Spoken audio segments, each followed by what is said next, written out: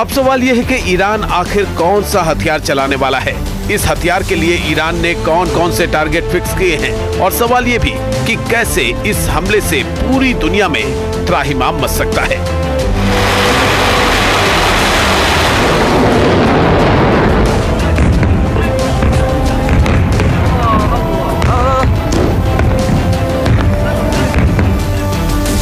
Middle east की इस सबसे बड़ी खबर पर आज हम बहुत बड़ा विश्लेषण करने जा रहे हैं, मगर सबसे पहले बात ईरान की उस चेतावनी की जिसने इजराइल से लेकर अमेरिका तक खलबली मचा दी है और मिडिल ईस्ट के देश तो इससे सदमे में आ गए हैं।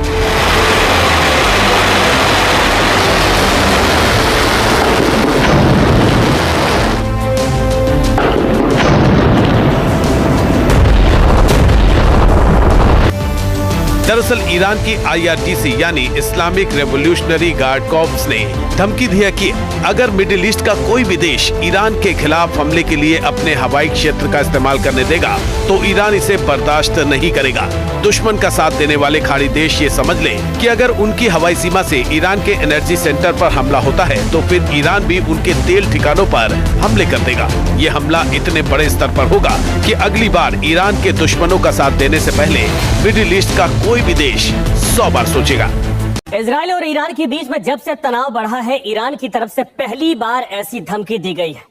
पक्की बात है कि अगर ईरान ने इस धमकी को सच कर दिखाया तो यकीनन मिडिल ईस्ट की जंग एक नई दिशा में जा सकती है, जिसका नुकसान पूरी दुनिया को झेलना पड़ेगा। बेशक दुनिया भर के देश आज एनर्जी के लिए नए नए स्रोत तलाश रहे, मगर यह भी सच है कि आज भी मिडिल ईस्ट का तेल ही दुनिया की ऊर्जा जरूरतों को पूरा कर रहा है।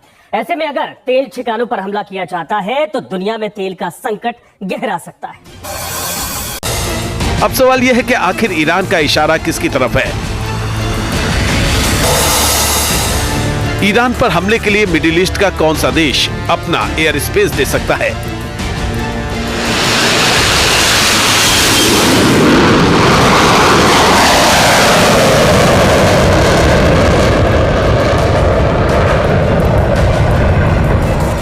जानकारी के मुताबिक अमेरिका भले ही ईरान से हजारों किलोमीटर दूर बैठा हो, मगर मिडिल ईस्ट के अलग अलग 10 देशों में उसने 19 जगह पर मिलिट्री बेस बना रखे हैं।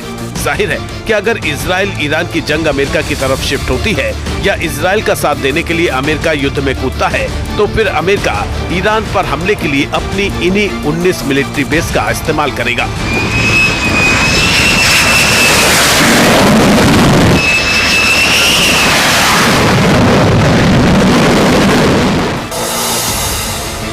जो उसने बहरीन, मिस्र, Iraq, Israel, Jordan, Kuwait, Qatar, Saudi Arab, Syria और संयुक्त अरब अमीरात में बना रखे हैं।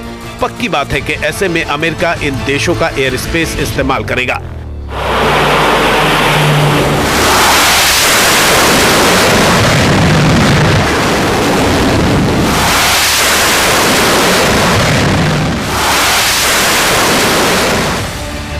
तो क्या मान लिया जाए कि आने वाले दिनों में मिडिल ईस्ट से ही तीसरे विश्व युद्ध की शुरुआत होने वाली है, क्योंकि अमेरिका ने जिस तरह का जंगी जमावड़ा तैनात कर रखा है उससे लगता नहीं कि अमेरिका इस युद्ध से दूर रहने वाला है। और अगर अमेरिका मिडिल ईस्ट के किसी देश की जमीन का इस्तेमाल करके ईरान पर हमला करता है तो ये भी तय मान लीजिए कि इस इलाके में तेल के कुएं जल उठेंगे।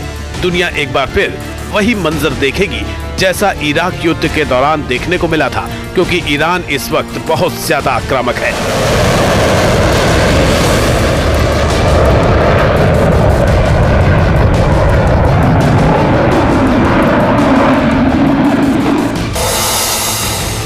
तेहरान टाइम्स ने रिपोर्ट दी है कि दूसरे हमले के लिए ईरान ने 1000 बैलिस्टिक मिसाइलें और 500 के करीब ड्रोन अलर्ट पर डाले हुए हैं।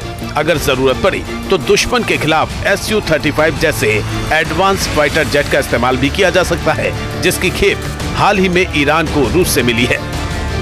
जानकार भी मानते हैं कि ये तेल की ही लड़ाई है, जिसके कारण एक बार फिर मिडिल ईस्ट की जान पर बन गई है। हालात कितने विस्फोटक बनते जा रहे हैं इसका अंदाजा इस बात से लगाया जा सकता है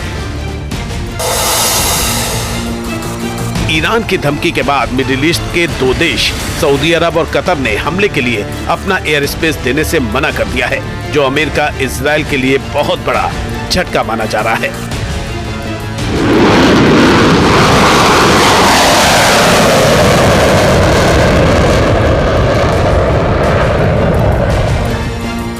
सऊदी अरब मिडिल ईस्ट में अमेरिका का सबसे भरोसेमंद सहयोगी रहा है। ऐसे में उसका एयर स्पेस के लिए मना करना अमेरिका और इजराइल के लिए बहुत बड़ा झटका है।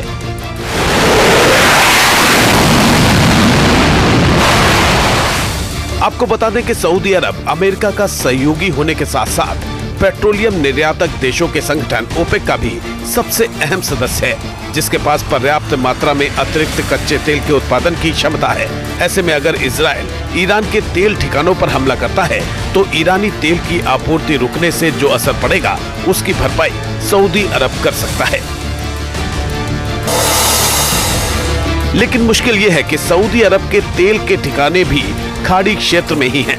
लिहाजा अगर बदला लेने के लिए ईरान ने सऊदी अरब या यूएई के तेल ठिकानों को टारगेट किया तो दुनिया भर में तेल के लिए त्राहिमाम मच सकता है, जिससे तेल की कीमतें आसमान छू सकती हैं।